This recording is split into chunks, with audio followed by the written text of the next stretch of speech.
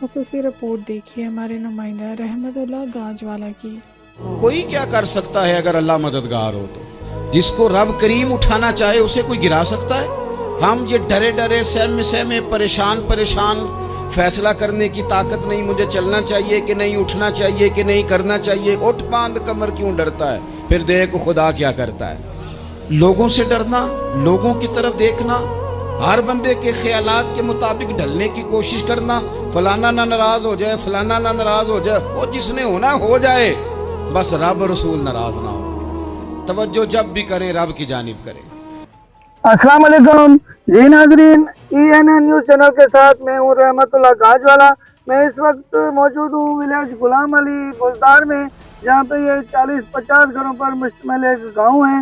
یہاں پہ کوئی بھی مسجد نہیں ہے، جس کی وجہ سے ان گاؤں والوں کو اللہ پاک کی عبادت کرنے میں بہت تکلیف ہوتی ہے۔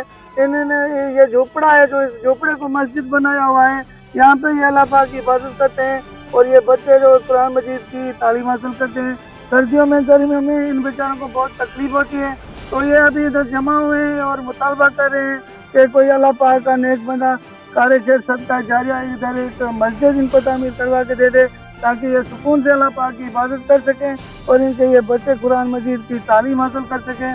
تو میں اس ویڈیو پیغام کے تھرو تمام مخیر حضرات بھائیوں سے ریکویسٹ کرتا ہوں کہ کوئی بھی اللہ پاک کا نیک بندہ اس گاؤں میں ایک مسجد تعمیر کروانا چاہے تو پلیز اور رابطہ اگر کریں۔ کہیں اشیاء کیمرہ ضروریہ مین کی نواب قیمتوں علی کے میں ساتھ عدم رحمت اللہ توازن گاج پایا والا، گیا تو زیر ENN انتظامیہ نیوز کی جانب سے ضلع قیمتوں کا تعین